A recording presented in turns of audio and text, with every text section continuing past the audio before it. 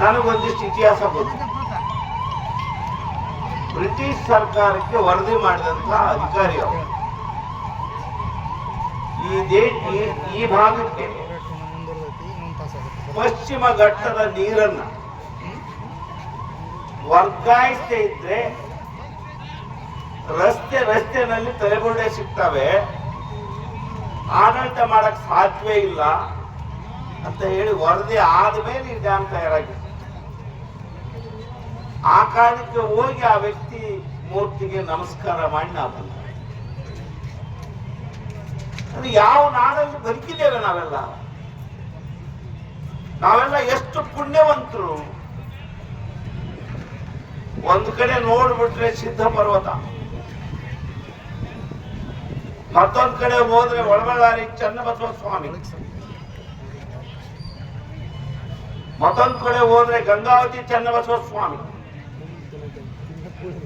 ಗಂಗಾವತಿ ಚನ್ನಬಸವ ಸ್ವಾಮಿಗಳು ಸುಮ್ನೆ ಭತ್ತದ ಬೀಜ ಚೆಲ್ಲಿದ್ರಂತ ಅವ್ರ ಮಠದಲ್ಲಿ.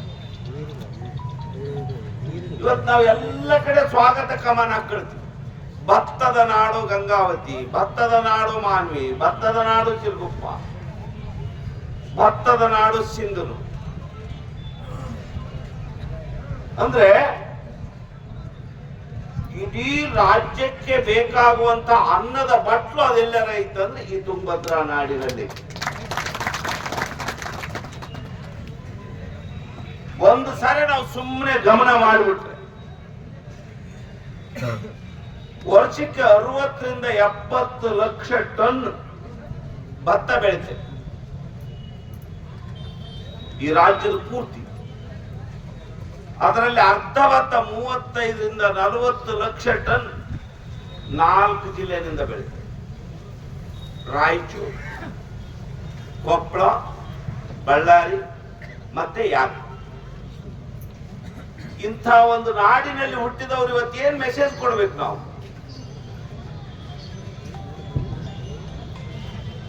ಮೆಸೇಜ್ ಕೊಡಬೇಕಾಗಿದೆ ಈ ದೇಶದ ನೇತಾರ, ಇವತ್ತಿನ ನೇತಾರ ನರೇಂದ್ರ ಮೋದಿ ಅವರು, ವಿರೋಧ ಪಕ್ಷದ ನಾಯಕರು ರಾಹುಲ್ ಗಾಂಧಿ ಅವರು,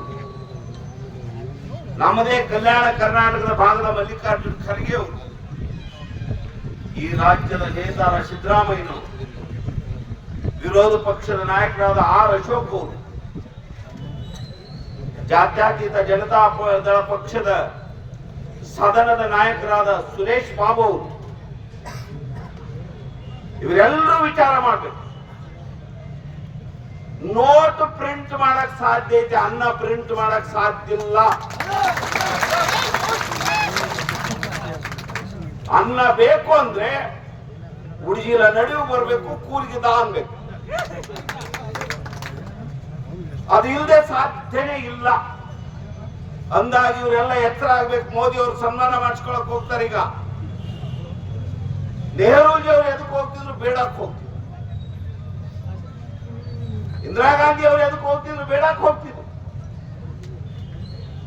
ಅಂದು ದೇಶದ ಜನಸಂಖ್ಯೆ 33 ಕೋಟಿ. ಆಹಾರ ಧಾನ್ಯದ ಉತ್ಪಾದನೆ 50 ದಶಲಕ್ಷ ಟನ್. ಸಾಕಾಗ್ತಿರ್ಲಿಲ್ಲ ಅನ್ನೋ ಕಾರಣಕ್ಕೆ ಬೇಡ ತರ್ತಿದ್ರು. ಅದು ಬಹುತೇಕ ಯಜಮಾನರಿಗೆ ನೆನಪಿರುತ್ತೆ. ಅದಕ್ಕೆ ನಾನು ಹೇಳಿದ್ದು ಮಾಗಿದ ವ್ಯಕ್ತಿತ್ವ. ಇವತ್ತು ದೇಶದ ಜನಸಂಖ್ಯೆ 140 ಕೋಟಿ. 140 ಕೋಟಿ. ದೇಶದ ಉತ್ಪಾದನೆ 327 ದಶಲಕ್ಷ ಟನ್ ಆಹಾರ ಧಾನ್ಯ,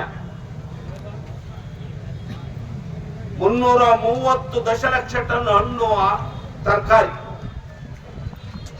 200 ದಶಲಕ್ಷ ಟನ್ನಷ್ಟು ಹಾಲು ಹೈನ. ಈ ದೇಶಕ್ಕೆ ಸಾಕಾಗಿ ಹೊರಗಿನ ದೇಶಕ್ಕೆ ಕಳಿಸ್ತೀವಿ. ಹಂಗಾಗಿ ಅನ್ನಭಾಗ್ಯ ಕಾನೂನು ಬಂತು ಈ ದೇಶದಲ್ಲಿ. ನಾವು ಕನ್ನಡದಲ್ಲಿ ಅನ್ನಭಾಗ್ಯ ಅಂತೇವೆ. ಏನು ಈ ದೇಶದಲ್ಲಿ ಇತ್ತೀಚೆಗೆ ನಿಧನ ಆದ್ರು ಡಾಕ್ಟರ್ ಮನಮೋಹನ್ ಸಿಂಗ್. ಡಾಕ್ಟರ್ ಮನಮೋಹನ್ ಸಿಂಗ್ ಒಬ್ಬ ಶ್ರೇಷ್ಠ ಅರ್ಥಶಾಸ್ತ್ರಜ್ಞ. ಅದರಲ್ಲಿ ವೈರುಧ್ಯಗಳು ಇದಾವೆ, ನಾನೇನು ಅಲ್ಲಗಳೆಯಲ್ಲ. ಅಂತ ಒಂದು ಪ್ರಸಂಗದಲ್ಲಿ ನಮ್ಮವರೇ ಯಜಮಾನರು ಸಂಸದರಾಗಿದ್ರೆ ಆಗ ಒಂದು ಕಾಯ್ದೆ ಪಾಸ್ ಆಯ್ತು. ಈ ದೇಶದ ಎಲ್ಲ ಜನಸಂಖ್ಯೆ ರಿಯಾಯಿತಿ ದರದಲ್ಲಿ ಅನ್ನ ಕೊಡ್ತೇವೆ. ಒಬ್ಬ ವ್ಯಕ್ತಿಗೆ ಪ್ರತಿ ತಿಂಗಳಿಗೆ 5 kg ಆಹಾರ ಧಾನ್ಯ. ಅದನ್ನೇನಂತ ಕರೆದ್ರು ನ್ಯಾಷನಲ್ ಫುಡ್ ಸೆಕ್ಯೂರಿಟಿ ಆಕ್ಟ್.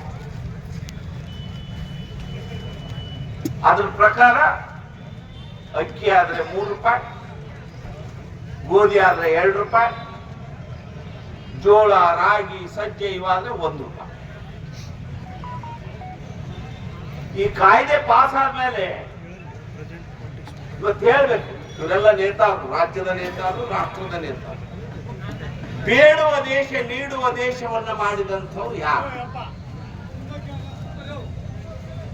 ಬೇಡುವ ದೇಶ ನೀಡುವ ದೇಶವನ್ನು ಮಾಡಿದಂಥ ರೈತರಿಗೆ ಕೇಳ್ತಿರೋದೇನು? ಅದು ಪಂಜಾಬ್ ರೈತರಿರ್ಬೋದು, ಕರ್ನಾಟಕ ರೈತರಿರ್ಬೋದು, ಆಂಧ್ರದ ರೈತರಿರ್ಬೋದು. ಒಂದು ಕಾಯ್ದೆ, ಎಂಥ ಕಾಯ್ದೆ? ಈಗಿರ್ತಕ್ಕಂಥದ್ದು ಮಿನಿಮಮ್ ಸಪೋರ್ಟ್ ಪ್ರೈಸ್. ನಾವು ಕೇಳಂಥದ್ದು ಸ್ಟ್ಯಾಚ್ಯುಟರಿ ಮಿನಿಮಮ್ ಪ್ರೈಸ್. MSP ಹೋಗಿ SMP ಆಗ್ಬೇಕು. ಇಷ್ಟೇ ಇರೋದು. ಯಾಕಂದ್ರೆ ಈ ದೇಶದಲ್ಲಿ 2 ಮಾರುಕಟ್ಟೆಗಳಿದ್ದಾವೆ. ಒಂದು ಮಾರುವವನ ಮಾರುಕಟ್ಟೆ,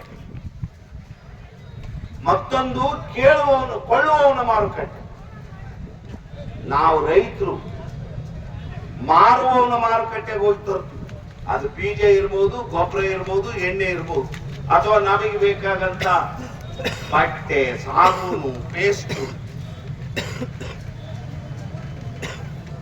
ನಾವು ಕೊಡೋದೇನಿದೆಯಲ್ಲ, ಕೊಳ್ಳುವವನ ಮಾರುಕಟ್ಟೆಗೆ ಹೋಗ್ತೇವೆ. ಅದಿಲ್ಲ ಹರಾಜಿನಲ್ಲಿ ಆಗಿರ್ಬೋದು, ಇಲ್ಲ ಟೆಂಡರ್ನಲ್ಲಿ. ಈ ಮಾರುಕಟ್ಟೆ ಹೋಗ್ಬೇಕು ಅನ್ನೋದಾದ್ರೆ ನಾವು ಎಷ್ಟು ಎಚ್ಚೆತ್ಕೊಳ್ಬೇಕಾಗುತ್ತೆ ಅನ್ನೋದ್ರ ಕಡೆ ಒಂದು. ಇನ್ನೊಂದ್ ಕಡೆ ಮಾಹಿತಿ ಹಕ್ಕಿನ ಕಾಯ್ದೆ. ಎಲ್ಲ ರಾಜಕಾರಣಿಗಳಿಗೆ ಮಾತಾಡ್ರವ್ರು ಯಾರೇ ಇರ್ಲಿ, ಎಂಥ ಮಟ್ಟದ ರಾಜಕಾರಣಿ ಇಲ್ಲ, ಹಿಂಗಾಗೋಗ್ಬಿಟ್ಟಿದೆ, ಧಾನ್ಯದ ದರ ಬಿದ್ದೋಗಿರುತ್ತೆ. ಇಲ್ರಿ, ತಿನ್ನೋರಿಗೆ ಸ್ವಲ್ಪ ಅನುಕೂಲ ಇರ್ಬೇಕಲ್ಲ, ಅದಕ್ಕೊಂದು ಸ್ವಲ್ಪ ಕಡಿಮೆ. ಆಯ್ತು, ಒಪ್ಪಣೆ. ನಮಗೆ ಯಾವ ವಸ್ತು ಎಷ್ಟಕ್ಕೆ ತಯಾರಾಗಿದೆ ಅನ್ನುವಂತ ಮಾಹಿತಿ ಏನಾದ್ರೂ ಇದೆಯಾ? ಅದು ಒಂದು ತಲ್ಲೆವನ್ನು ಗುಳಿಗಿರ್ಬಹುದು, ಬೆಳಗ್ಗೆ ಎದ್ದುಕೊಳ್ಳೆ ತಿಕ್ಕುವಂತ ಪೇಸ್ಟ್ ಇರ್ಬಹುದು, ರೈತರು ಬಳಸುವಂತ ಗೊಬ್ಬರ ಇರ್ಬಹುದು, ತೊಡ್ತಕ್ಕಂತ ಬಟ್ಟೆ ಇರ್ಬಹುದು, ಮನೆಗಳಿಗೆ ಕಟ್ಟಡಗಳಿಗೆ ಬಳಸುವಂತ ಸಿಮೆಂಟ್ ಇರ್ಬಹುದು, ಕೆಬ್ಬಣ ಇರ್ಬಹುದು. ಇದನ್ನ ಎಲ್ಲಾದ್ರೂ ನೀವು ಇಷ್ಟಕ್ಕೆ ಉತ್ಪನ್ನ ಆಗಿದೆ, ಇಷ್ಟಕ್ಕಿದೆ ಅಂತ ಮಾಡಿದ್ದೀರಾ? ಹಂಗಾಗಿ ಇವತ್ತು ನಾವು ಹೋರಾಟಗಾರರು ಬರೇ SMP ಕೇಳೋದಷ್ಟೇ ಅಲ್ಲ, ಯಾವ ರೀತಿ ಕೃಷಿ ಉತ್ಪನ್ನಗಳಿಗೆ ಒಂದು ಬೆಲೆ ಆಯೋಗ ಇದೆಯೋ ಅದೇ ರೀತಿ ಕೃಷಿಯೇತರ ಉತ್ಪನ್ನಗಳಿಗೆ ಒಂದು ಆಯೋಗ ಮಾಡಿ, ಆ ಆಯೋಗದ ಮೂಲಕ ನಮಗೆ ಮಾಹಿತಿ ಕೊಡಿ. ಇದನ್ನ ನಾನು ಬರೀ ಇಲ್ಲಿ ಹೇಳ್ತಾ ಇಲ್ಲ, ನನಗೇನು ಒಂದು ಸಣ್ಣ ಅಧಿಕಾರ ಕೊಟ್ಟಿದ್ರು, ಶಿಫಾರಸ್ ಅಧಿಕಾರ, ಅದರಲ್ಲೂ ಬರದಾಗಿದೆ. ನಾನು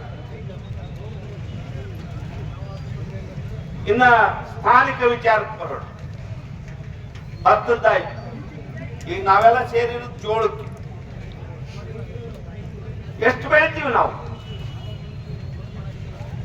ನಮ್ಮ ಜಿಲ್ಲೆ ಒಂದರಲ್ಲೇ 3 ರಿಂದ 4 ಲಕ್ಷ ಟನ್ ಜೋಳ ಬೆಳೆ. ಪಕ್ಕದ ಜಿಲ್ಲೆನಲ್ಲಿ 1 ಲಕ್ಷ ಅಥವಾ 1.5 ಲಕ್ಷ ಬೆಳೆ.